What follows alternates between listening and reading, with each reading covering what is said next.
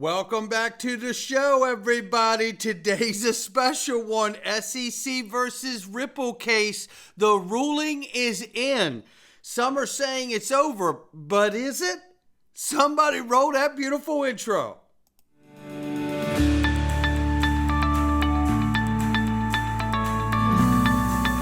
Digital Perspectives with Brad Kimes. Come on in.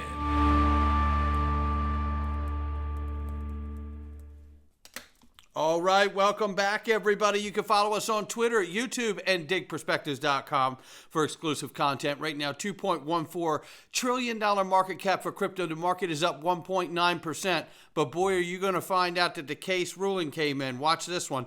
57,800 plus for Bitcoin. It's up 1.2 on the 24. Ethereum, $2,400 plus. It's up 1.3 on the 24-hour. Tether market cap, 114 billion plus. USDC at number 6 spot, 34 billion plus. XRP, 60 cents. It's up 18.4% in the 24 hours since the ruling dropped. Yeah, 34 billion plus market cap, ladies and gentlemen. You're going to keep an eye on that one, right? Yeah, we got plenty to talk about. Let's look at the range of price as it jumped between 50 and 62 cents, respectively. And we're at 61 right now at the moment. Look, it only makes sense that I tell you the best private equity in the world is available on Link 2. Let me prove it to you. Ripple private equity is on Link 2. This is what I'm talking about, ladies and gentlemen. You can get Ripple private equity knowing that the case just had its ruling come in. Now, some are saying it's over. And some of them, you're really going to like who are saying and suggesting that it's over. Like Brad Garlinghouse. Just you wait. Click the link to Link 2's private equity underneath the video and get started today. Open registration coming soon. So make sure you click the link, sign up, and register. How about that one? Story of SEC.gov versus Ripple case is one that got me into crypto reporting 3 years ago, says Eleanor Terrett. Now it's over. Here's the piece that started it all. This is the original article in the complaint by SEC when it first went in right before Christmas. And this is an amazing moment. I'm going to take you through here. James Filan, shout out to Jim, and so many of these amazing attorneys out here in this space who decided to exercise their grace and kindness and help guide us along the way. Jim is certainly one of those gentlemen, and he is a gentleman. I've met him. He's a very nice man, and he is just, look, we would have been lost if we didn't have the guidance of so many attorneys. Jim Filan, Attorney Seal back in the day. Remember him? Shout out to my brother, Attorney Seal. It was amazing. I hope he's doing well. Jeremy Hogan, Attorney Hogan, Legal Briefs. Him and his wife both. John Deaton, the field general. Look, the list goes on. Fred Rispoli. I can't name them all. Bill Morgan. There's so many out here that have helped guide us along the way. They really have. And I'm super grateful for all of them. And we may not be out of the woods yet. We'll see. But this is the original filing here as she issued her final judgment. Let's take a look here as we understand how it unfolds. Crypto Bull says, who else held XRP for 1,329 days in a lawsuit? You damn right. I know I did, and accumulated the whole way. Ashley Prosper says here, a permanent injunction against violating securities laws. No problem for Ripple since Ripple has already adjusted its business strategy based on last year's summary judgment ruling. And a $125 million penalty, that's closer to Ripple's $10 million proposal and not the SEC's $2 billion proposal. Absolutely accurate. I would think that Ripple would appeal, but what does it really have to lose? XRP is not a security, and multiple courts have found that secondary sales are exempt from SEC's jurisdiction. The SEC would have the most to lose, so I think we get round 2 at the Second Circuit. So that is basically her weighing in, saying, I could see the SEC appealing, possibly Ripple, but maybe not Ripple, right? We'll see. Depends how much that $125 million really bugs them, right? Linda P. Jones says people are misinterpreting what the judge says Ripple has to stop. She says, I'm not a lawyer and I will watch for their opinions, but What has to stop are direct sales of XRP to corporations, which we knew that from the summary judgment, as Ashley Prosper highlighted, and now Linda P. Jones is. Since Ripple stopped this practice a long time ago, it's a non-event. It has nothing to do with and no effect on on-demand liquidity, in my opinion. And I align with both of these ladies. I think they're absolutely spot on here. Matt Rosendine comes out here, former Rippler here.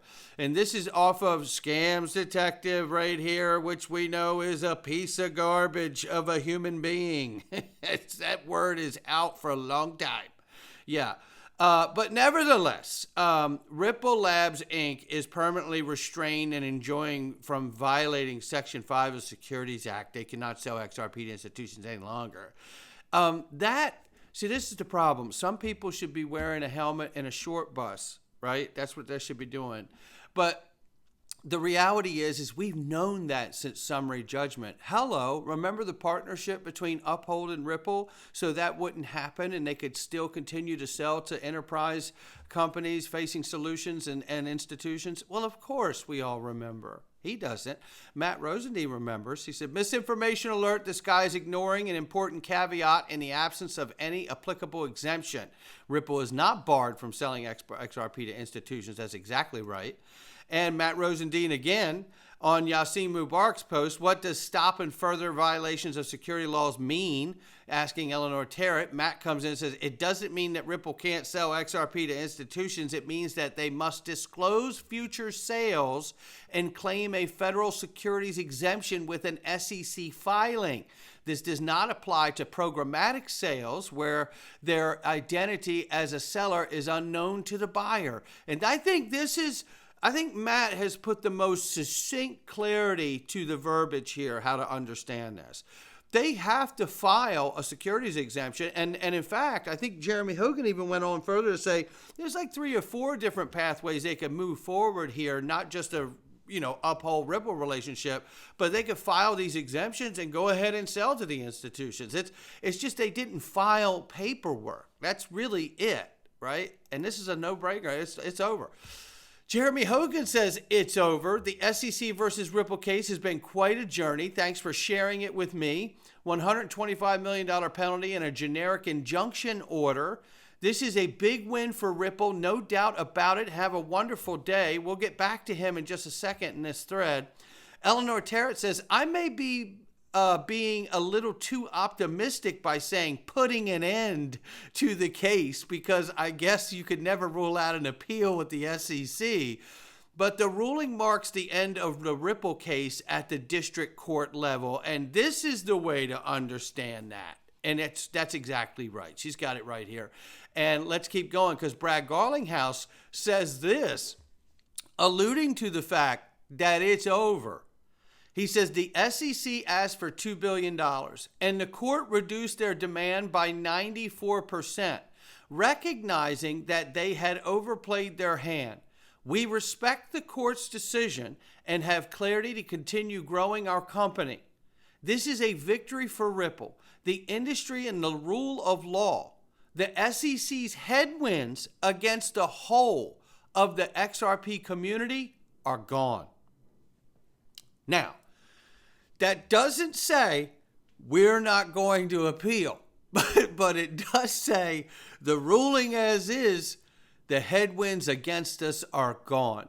We could choose to push forward if we don't like the amount of money, even though we got a 94% discount from their original ask. But he's saying here, we're free sailing. This is important. Listen what Stuart Alderati says here. A final judgment.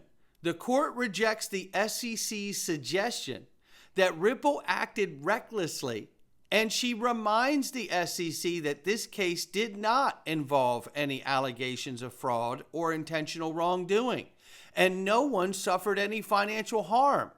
She rejects the SEC's absurd demand for $2 billion in fines and penalties. We respect the $125 million fine the court has imposed for certain historic sales to sophisticated third parties. We respect. Now, they didn't say they were going to fold and pay it, but they respect the decision. It doesn't mean we have to watch and see if they're going to pay it. Look, there's about a 60-day window here to see if anybody appeals. It may be likely that Ripple ends up going, you know what, I don't think we should pay $125 million either, because I don't think they should have to pay that much. So maybe they decide, look, this is leaving a bad taste in our mouth and it still looks like we did something wrong. We're not going for that. They could appeal. SEC could certainly appeal because we know that they are not above board. We have seen them caught in multiple cases bending their practice to the law, right? And I'm being very polite here, but we'll see what happens. There's a 60-day window on appeals. Fred Rispoli says, and shout out to Fred, another great contributor to the space. Overall, huge win for Ripple, although I'm surprised at the $125 million hit. Ripple more than made that just on the price move in XRP in the last 5 minutes, which is true. Here are the major takeaways from the ruling. He says, 1, current sales of XRP post-complaint do not necessarily violate federal laws. That battle is for another day, meaning a new lawsuit. And then he says, I called the judge would essentially grant an injunction that Ripple could not violate federal law. That's where we leave it. He goes on to say here, a continuation that the SEC lost bigly where the court refused to grant categorical injunction on the institutional sales, especially on ODL. There's no disgorgement, huge loss for the SEC here. Ripple did not recklessly disregard regulatory requirements.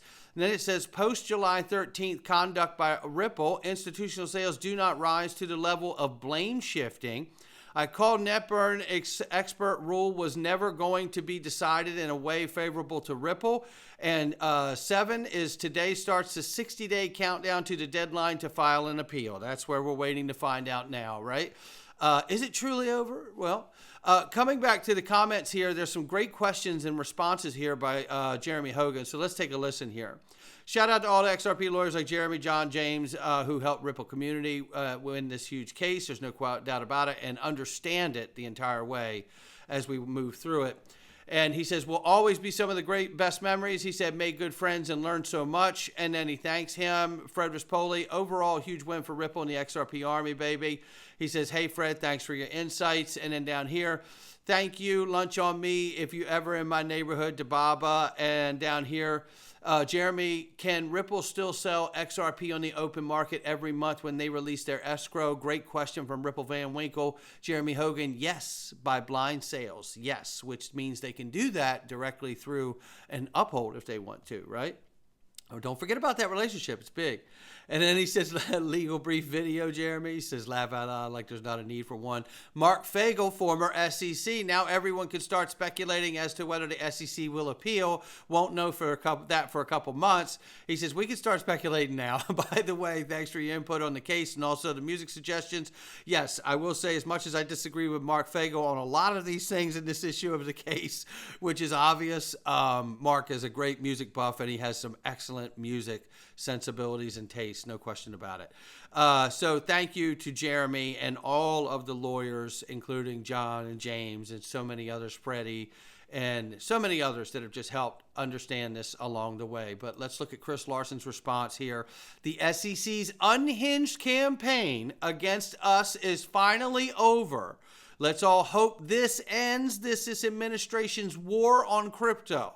Yeah, well, let's hope. Let's hear from James Meta Lawman, who is another lawyer we need to thank here, and for many reasons. Not only his guidance through this legal gauntlet we've been going through, but also for his direction and his leadership to start a super PAC for John Deaton. That's exactly right. James Meta Lawman Murphy is a guy who puts his money where his mouth is, and we're super grateful to know him and to call him a friend. Judge Torres has issued her ruling on remedies in Ripple. He says zero disgorgement as expected because no losses shown by the SEC. $125 million fine and civil penalty for securities violations and sales to institutions. Injunction restraining Ripple from further violations of Section 5 of the Securities Act. This is a small fraction of the damages the SEC was seeking in the case. He says, my guess is both sides will appeal. And my guess is the same. I've always said that I think this goes to the Supreme Court, and I want this to be over, completely over, right? Okay, let me just be clear. I do want it to be over. But if this thing should go to appeal and ultimately find its way to the Supreme Court, the highest court in the land, I don't find that to be a bad thing, because at this point, as far as I'm concerned, there is no stopping XRP to its full intended use and destination as a bridge asset to the world. This really marks a major turning point, that it is just a matter of time before XRP makes its way to its ultimate destination inside of the financial system as a bridge currency to the world. This, I truly believe, and that is what we should be celebrating on this day, regardless if both sides appeal or not. That's where I'm at to this day. Look, not financial advice to me or anyone else. We're going into the Freedom Zone, and oh my, you're going to want to be in here. We have some information that suggests that there could be a dark faction of people that with really bad energy are moving to do harm again to you-know-who. He's already had it tried against him once. Well, we've got some information that you are absolutely going to want to see. It is super compelling, and it may just be tied back to a political party. We're going into the Freedom Zone right now. Censorship is very real. I can't risk it. That's what we have to do. Listen, you can join us in the DPMG. If you're interested in learning how to use automated market makers on the XRP ledger, we have the courses in there to show you how to do it. We got the support available for you. It is super easy. You will feel empowered the moment you do it. There's no question about it. And we've been doing experiments on that stuff in there. And it's good to just get acclimated with it so you know how to use it and what to expect from it. And if you're looking to be around like-minded people and be off of the cesspool that is, in fact, social media, and get around people that are absolutely beautiful and they are really, really focused on where they're going with their lives, their families, and their portfolio, this is the place to be, because we are building wealth and protecting and maintaining it every day. Having a huge conversation on trust for over a year now, and I have struck the iron. We are going in, and I have made my decision of what I'm going to do, and the group is going to guinea pig me through that process as we watch how this unfolds to see if we can learn even more about the interior details of how you put your portfolio, your assets in a trust to protect yourself for longevity. That's what we're doing right now, and it is a huge lesson that all of us need to learn. We don't just want our portfolios to grow. We want us to grow along with our portfolios so we can learn how to maintain and protect our wealth for generations to come. Going inside the Freedom Zone right now, digitalperspectives.com. Come on in. All right, welcome back.